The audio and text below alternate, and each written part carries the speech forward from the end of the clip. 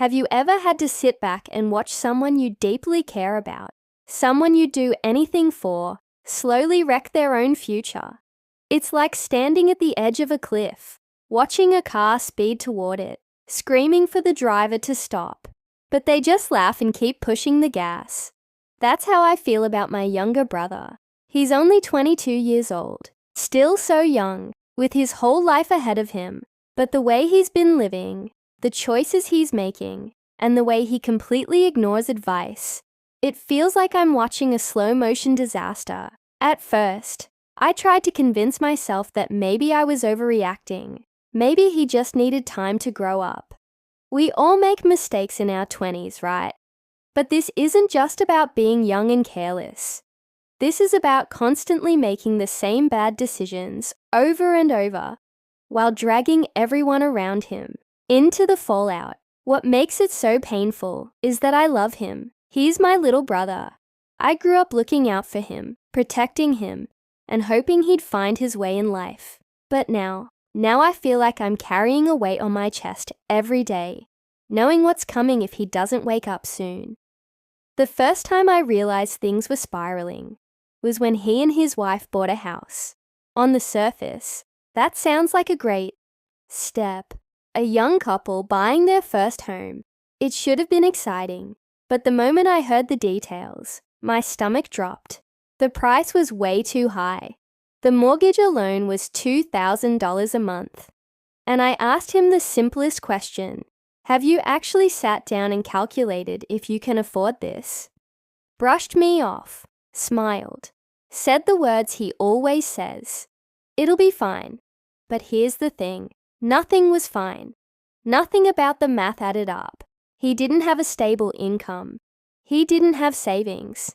And he didn't even bother to look at his monthly expenses compared to that massive mortgage. That was the first red flag. The first gut punch moment where I thought, he doesn't understand what he's getting into. And sure enough, it didn't stop there. It was like watching a domino effect in real time. After the house came the trucks, 2 of them, both financed, both around $20,000 each, with full coverage insurance added on top of everything else. I remember thinking, he's digging himself into a hole he won't be able to climb out of, and he just kept digging. But you know what hit me hardest? It wasn't just the numbers, the bills, or the reckless purchases. It was his attitude. He acts like life is a party that never ends. Alcohol, friends, fun, toys. That always comes before responsibility. Whenever someone tries to sit him down and explain reality, he shrugs, laughs, or says, "Don't worry about it." But I do worry. I can't help it, because I see what's coming, even if he refuses to. Imagine standing there, watching your brother sprint full speed toward a brick wall, and every time you yell for him to stop, he just yells back, "Relax, I'll be fine." That's exactly what this feels like. And here's the kicker. When the bills catch up, when he's one day away from losing the house, when the debt collectors start calling, he doesn't take responsibility. He runs to family, crying, begging for help. And because we love him, someone always caves. Someone always rescues him. But each time he's rescued, it only teaches him one thing: that he doesn't have to change. That someone else will clean up the mess for him. That realization hit me like a ton of bricks. This wasn't just about bad financial choices. It was about a mindset that could destroy his entire future. A mindset that says, "I'll be fine. Someone will save me. I don't have to grow up." And that's when the fear really set in. Fear that he'll lose his house. Fear that he'll wreck his credit so badly he'll never recover. Fear that he'll drag his wife, and maybe even a future child, into this cycle of chaos and irresponsibility. That's the shock that started it all. That's when I realized I might not just be watching a phase. I might be watching the beginning of a lifetime of bad choices. And the hardest part, knowing I can't live his life for him. Knowing that no matter how much I shout, warn, or beg, he's the one behind the wheel, and I'm just standing on the sidelines, bracing for the crash. Every big disaster has a starting point, and for my brother, that starting point was the house. On paper, buying a home sounds like the ultimate step toward adulthood, a place to call your own, an investment for the future, something solid that makes you feel secure. That's what most people dream of. And honestly, when my brother first told me he and his wife were buying a house, part of me wanted to be happy for him. But the moment I heard the details, my excitement turned into dread. The house wasn't just expensive. It was way, way beyond their means. The mortgage alone was $2,000 every single month. And remember, this is a 22-year-old with a seasonal job. Seasonal. That means he works for part of the year, but every winter, he's out of work unless he hustles to find something temporary. That's not exactly the kind of income you build a massive mortgage on. I asked him the simplest, most obvious question. Did you guys sit down and actually calculate if you can afford this? The answer was no. No budget sheets. No breakdown of bills. No plan for winter months when his paycheck disappears. Nothing. They didn't ask themselves how much their utilities would be, or how much they'd need for groceries, insurance, or emergencies. They just jumped in head first. And his reasoning? The same words he always repeats. It'll be fine. But it wasn't fine. It was never going to be fine. See, here's the thing. Mortgages aren't just about the number you see on paper. A $2,000 mortgage doesn't mean $2,000 total. You add property taxes, utilities, insurance, and basic maintenance, and suddenly you're paying way more. And that's before you even buy food or gas. For someone with a steady, year-round job, maybe it could have worked. But for him, it was like strapping himself to a financial time bomb and hoping it wouldn't explode. I tried to talk him out of it. My parents did too. We all saw the warning signs. But he brushed every single concern aside. He wanted that house. He wanted the image of being a homeowner. And deep down, I think he wanted to prove that he could make it, like everyone else. This problem is, appearances don't pay bills. Pride doesn't cover a mortgage. And ignoring math doesn't make the numbers go away. And the saddest part, buying that house didn't just strain his finances. It set the tone for everything that came next. Once he had that massive mortgage hanging over his head, instead of slowing down, being careful, and tightening his budget, he did the exact opposite. He doubled down. He acted like buying a house meant he could suddenly afford every other big purchase he wanted. That house should have been a wake-up call, a moment where he said, "Okay, this is serious now. I need to grow up and plan." But instead, it became the foundation for every bad financial decision that followed. And watching it unfold in real time, it was brutal. I'd hear him talk about house payments and bills, and he'd laugh like it was no big deal. Meanwhile, I could see the storm building. Winter was coming. His job would stop, and the bills would keep rolling in. No paycheck, no savings, no backup plan, just blind optimism. That's why I call it the house that broke everything. Because if he had rented a smaller place, or bought something within his budget, maybe things would have turned out differently. Maybe he would have learned how to manage money before diving into the deep end. Maybe he wouldn't be living on the edge of foreclosure now, but he didn't. And instead, that house became a chain around his neck, a chain he keeps tightening with every reckless choice he makes. And to this day, every time I drive past it, I don't see a home. I see the moment everything started falling apart. If the house was the first domino that tipped over, The trucks were the ones that sent everything crashing down. You'd think after signing a $2,000 mortgage, my brother and his wife would take a step back, breathe, and say, "Okay, now we need to be careful." Right? Wrong. A few months later, they made not just one reckless decision, but two. They went out and financed 2 trucks. Not one modest, reliable car to share, but 2 separate vehicles, each with a price tag of about $20,000. Now, don't get me wrong, trucks are nice to have. They're useful, they're comfortable, but they are not a necessity when you're already drowning in bills.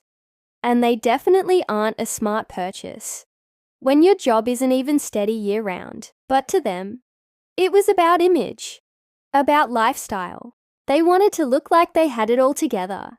The big house, the shiny trucks, the picture-perfect life. What they didn't realize, or maybe just didn't care about, was that they were building that image on quicksand. Because here's what people forget about finance vehicles. The sticker price is only the beginning. Sure, each truck was around $20,000, but with financing, that means monthly payments, interest, and on top of that, full coverage insurance. And if you've ever had full coverage on a financed vehicle, you know it isn't cheap. Add in fuel, maintenance, registration fees. Suddenly those trucks weren't just trucks. They were money pits. So let's do the math for a second. $2,000 mortgage. Add in the truck payments. Add in the insurance. Add in the cost of gas.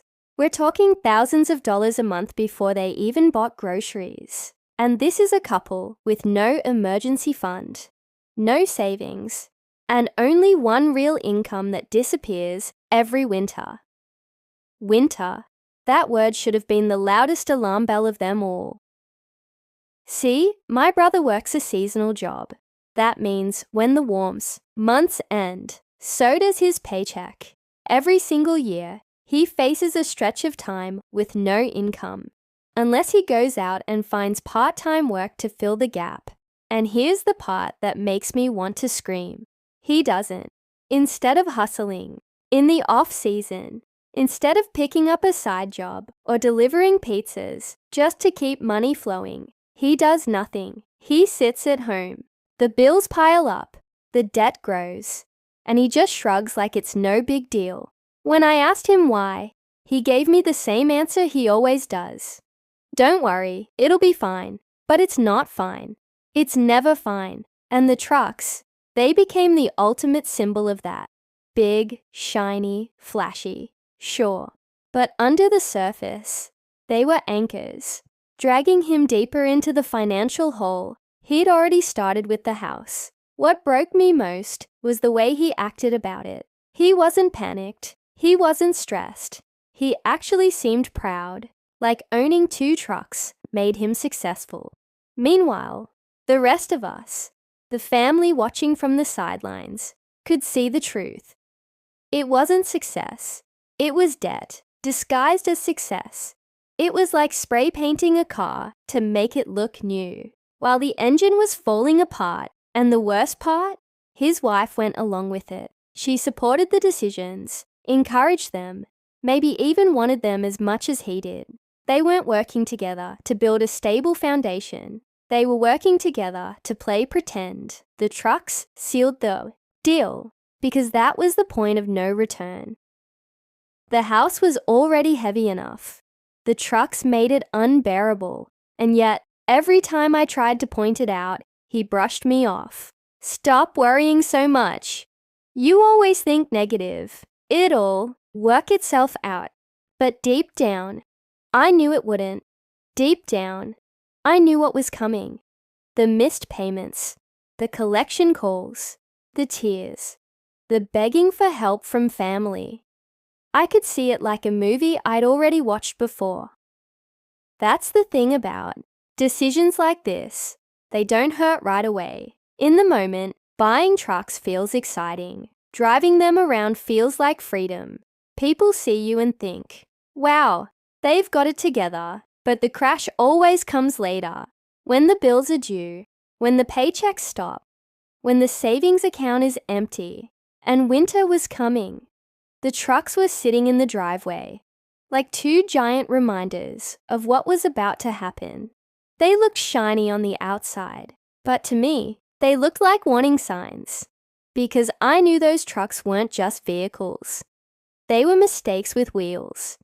And no matter how nice they looked, parked in front of that overpriced house, I knew the truth. They weren't driving him forward. They were driving him straight toward disaster. Every bad decision eventually catches up to you. You can ignore the math. You can brush off advice. You can laugh in the face of warnings. But bills don't care about your confidence. They come whether you're ready or not. And for my brother, it all came crashing down faster than anyone expected. According to my parents, things got so bad that they were literally one day away from foreclosure. One day. Imagine working so hard, or in his case, not hard enough, to buy a house, only to almost lose it before you've even built a real life inside it. I remember when my mom told me. Her voice had that mix of worry and exhaustion, the kind you hear when someone has been through the same cycle too many times. She said, if something doesn't change, they're going to lose everything. And honestly, I wasn't surprised. I'd seen it coming from miles away. The house, the trucks, the seasonal job with no backup plan. It was only a matter of time. So what did my brother do when reality finally hit? Did he step up, get a second job, or finally make a budget? Did he cut back on the unnecessary spending, sell one of the trucks, or even just admit that he needed to change? No, he did what he always does. He ran to someone else to bail him out. This time, it was our grandparents. Picture this, a grown man, 22 years old, sitting on the couch at Grandma and Grandpa's house, tears streaming down his face, begging them to save him. And you know what? They did. Because grandparents, especially ours, have hearts that are too soft for their own good. They can't bear to see their grandson cry, even if his tears are the direct result of his own reckless choices. They handed him $7,000. $7,000. That's not pocket change. That's years of careful saving for people their age. That's money they could have used for medical bills, emergencies, or even just living comfortably in their retirement. But instead, they dipped into their own security to save him from losing his house. And there was an agreement, a simple one. They told him, you don't have to pay it all back right away, just little by little, each week. Show us you're trying. Show us you're responsible. It wasn't a demand. It wasn't harsh.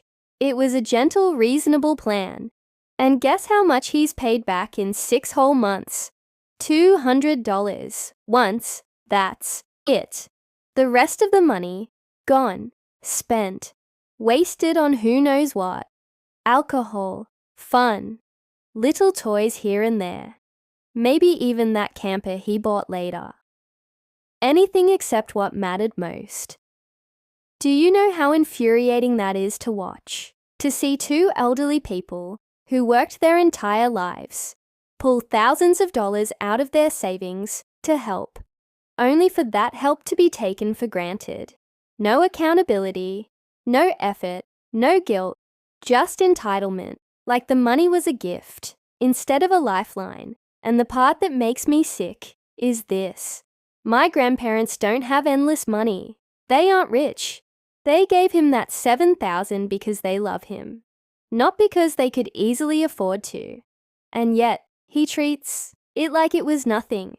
It's moments like this that make me question what my role should be. Should I step in? Should I sit him down and force him to see what he's doing, not just to himself, but to the people who care about him?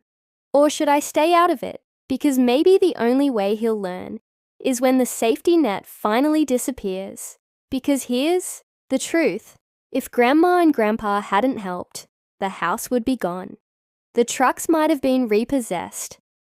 His perfect little image of success would have shattered, and maybe, just maybe, that would have been the wake-up call he desperately needs.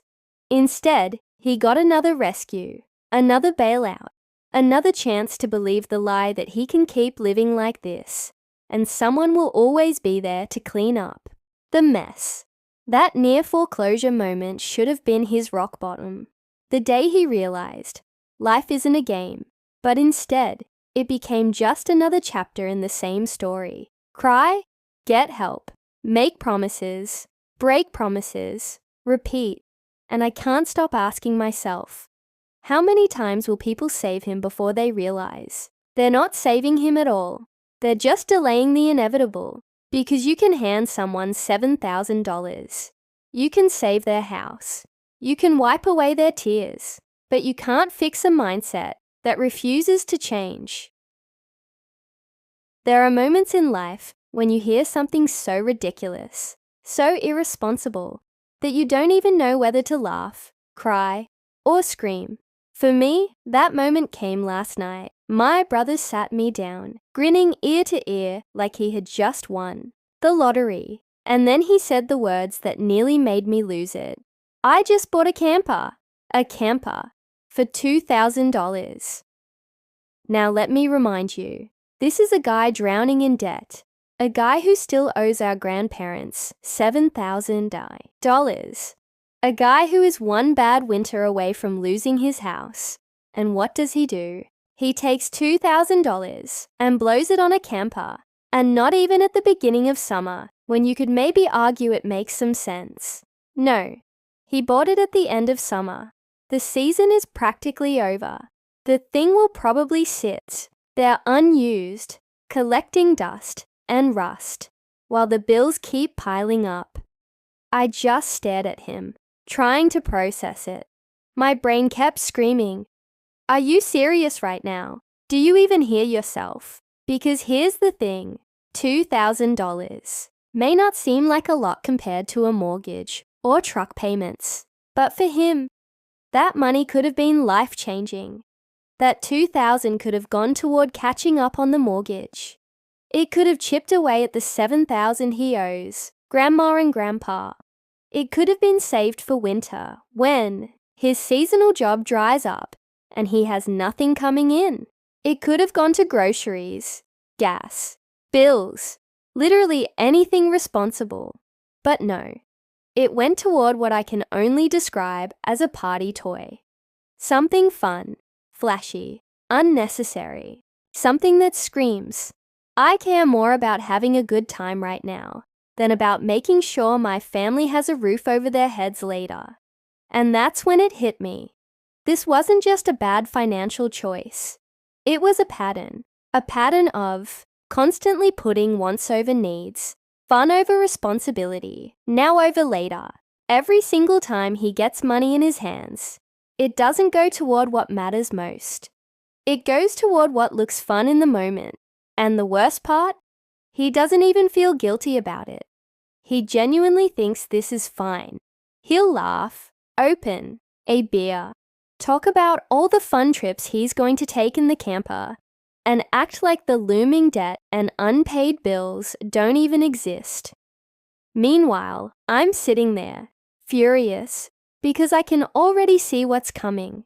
The camper won't save him when the bank calls. It won't help him when his house goes into foreclosure. It won't comfort our grandparents when they realize their savings is gone and they'll never see their money back. It won't feed him and his wife when the fridge is empty this winter. It's just another distraction, another toy to make him feel like life is good, while reality quietly crumbles around him. And for me, that was the breaking point.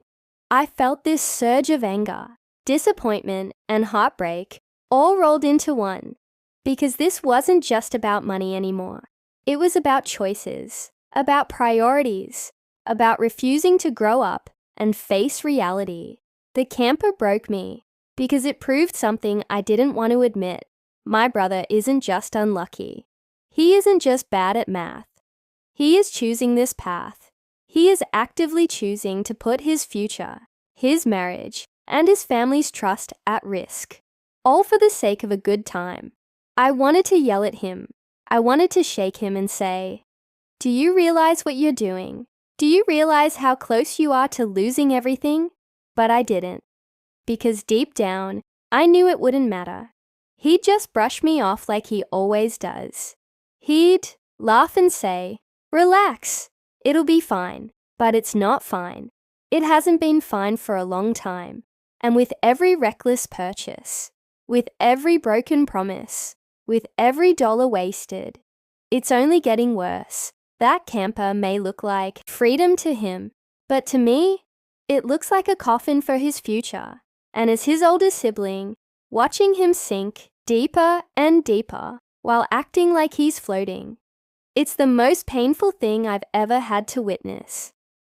Here's the part that truly breaks my heart. My brother isn't a bad person. He's not evil. He's not cruel. He's not out here trying to hurt anyone. Deep down, I know he's kind, funny, and loving. But none of that changes the reality staring us in the face. He's completely lost in the wrong priorities. For him, life is about escape. It's about avoiding stress, avoiding responsibility, and drowning problems in alcohol, parties, and fun. He lives for the weekend, even when it's Tuesday. He'll spend his last dollar on beer or a night out, then shrug when the bills come due. It's not that he doesn't care. It's that he convinces himself the serious stuff can always wait until later, but later never comes.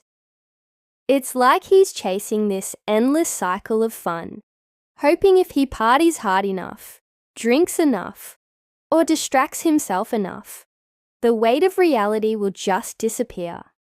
And for a night, maybe it does. Maybe in the middle of a party, surrounded by friends, laughing with a drink in his hand, he really does feel like everything's fine. But when the party's over, the problems are still there. Bigger, heavier, more impossible than before. What hurts me the most is that this fun-first mindset isn't just about him anymore. It's about his wife too. They're in this together, making the same decisions, feeding off each other's impulses. Instead of one of them stepping up to say, "Hey, we need to get serious," they push each other deeper into denial. And then, here's the part that left me speechless. They decided to start fertility treatments. Yes, fertility treatments. Thousands of dollars to try and bring a baby into this world. When he told me, I literally didn't know how to respond. My jaw dropped. My mind went blank. I wanted to scream, "A baby? You can't even take care of yourselves. You can't even pay your mortgage without grandma and grandpa bailing you out. How on earth are you ready for a child?" But instead, I just sat there, stunned. Look, I get it. Wanting kids is natural. Plenty of people dream of becoming parents, of raising a family. And in a different situation, I'd be happy for him. But the reality is this: bringing a baby into their lives right now would be a disaster. Because babies aren't just cuddles and cute clothes. They're medical bills, diapers, formula, cribs, car seats, doctor visits, constant expenses that never stop coming. And if you're already drowning in debt, already one step away from losing your home, how are you possibly going to give a child the stability they deserve? It feels like he's chasing this fantasy version of life, where everything magically works out. Like if he can just keep buying toys, keep partying, keep pretending, then somehow a house, 2 trucks, and a baby will equal success. But real success isn't built on denial.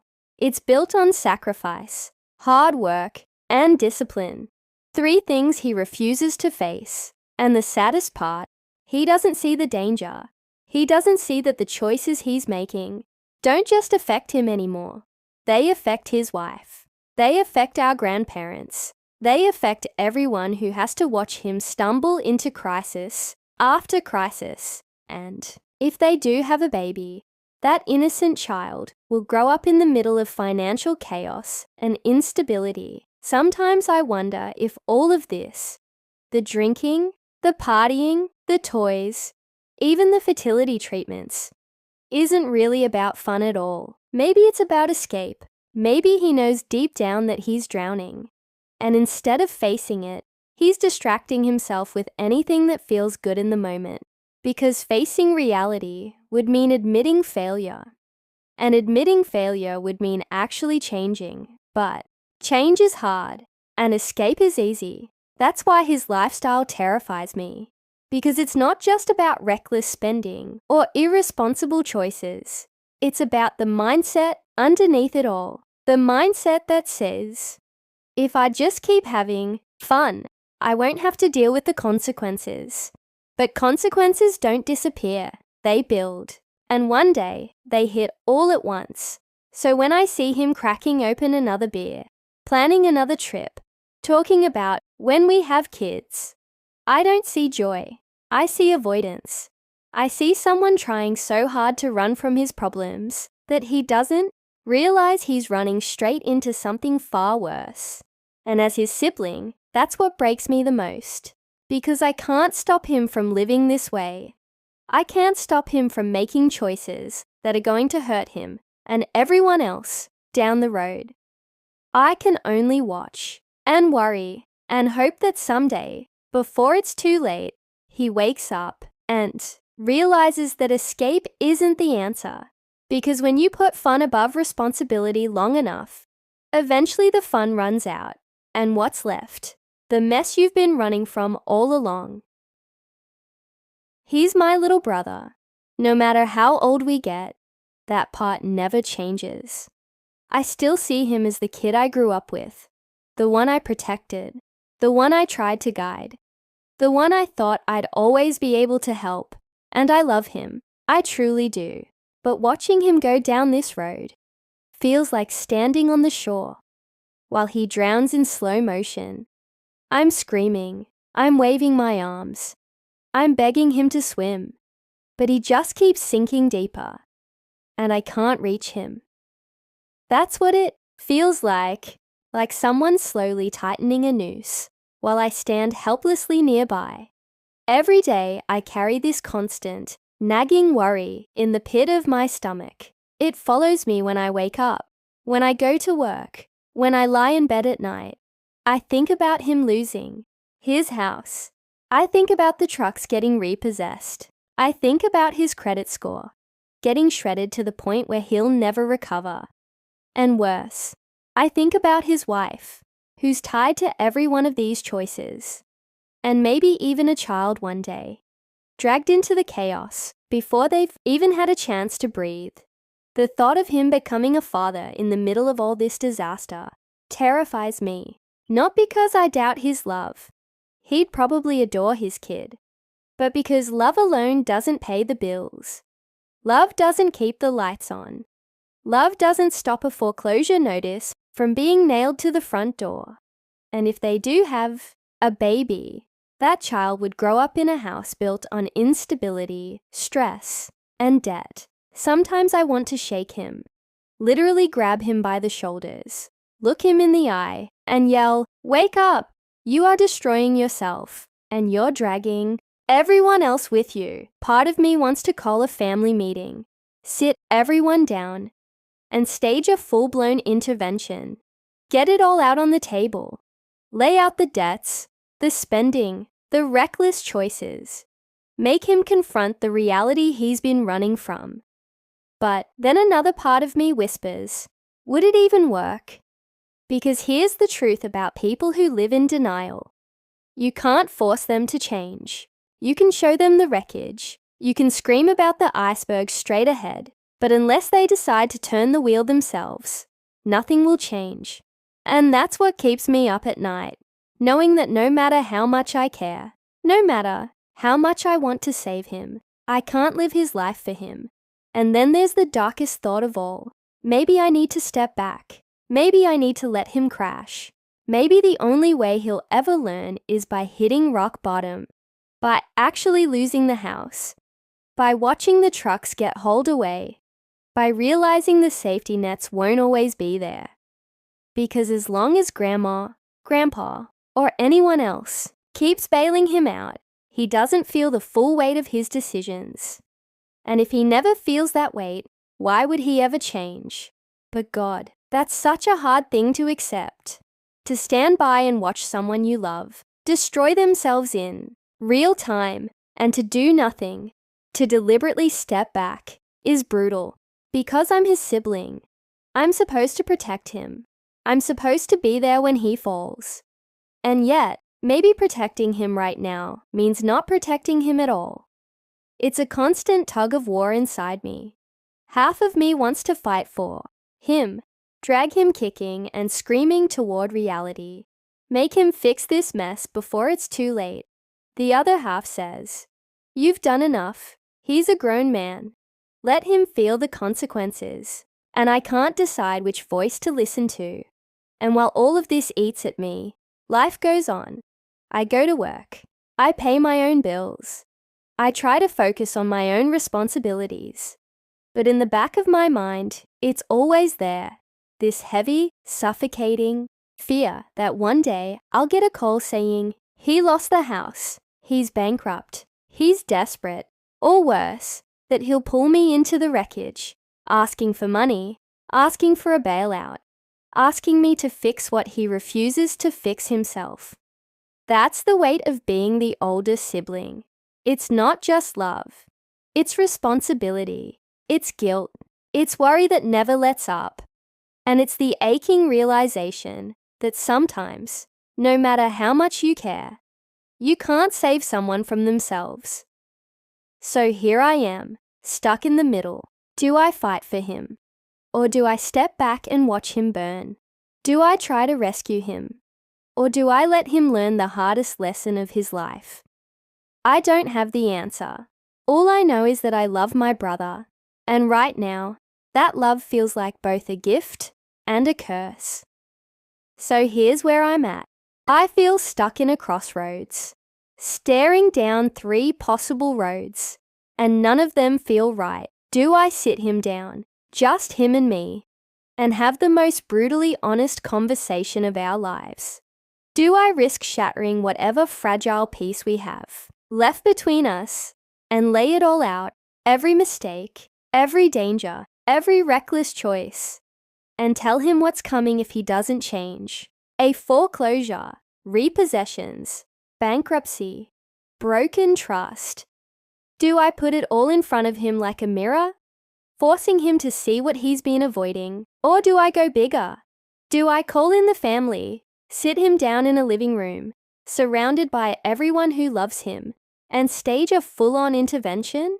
Do I rally the grandparents, our parents, maybe even his wife, and say, "This stops now. No more bailing you out. No more ignoring the truth. We love you, but you are destroying yourself, and it ends today"?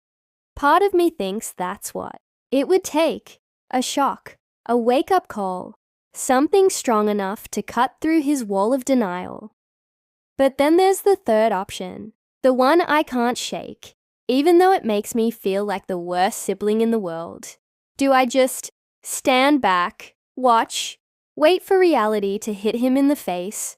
Because maybe that's the only way he'll learn. Maybe nothing I say or do will matter until the trucks are gone, the house is lost, and the credit score is destroyed. Maybe it has to hurt for him to finally change. And yet, I hate that thought. I hate the idea of watching my little brother crash and burn, when maybe, just maybe, I could have stopped it. But I also know this: you can't save someone who doesn't want to save themselves. You can't drag someone out of the quicksand if they keep walking back into it. That's the hardest part about love, especially family love. It's unconditional, but it's not always enough. Loving someone doesn't mean you can shield them from every consequence. Loving someone doesn't mean you can live their life for them. And sometimes, loving someone means stepping back and letting them feel the pain you've been trying to protect them from. So that's where I'm stuck. Do I talk? Do I rally? Or do I let go? Every time I think I've decided, my heart pulls me the other way. If I talk to him, will he listen? Or will he resent me, shut me out, and double down on the denial? If I call an intervention, will it unite the family, or will it backfire, making him feel cornered and attacked? And if I stand back, will it finally teach him the lesson he needs? Or will it just feel like abandonment? There are no clean answers, no neat little bow to wrap this story up with. Just a mess of love, fear, and helplessness tangled together. So I guess this is where I turn to you, the listener, the reader, the one hearing all of this from the outside. What would you do if it was your sibling?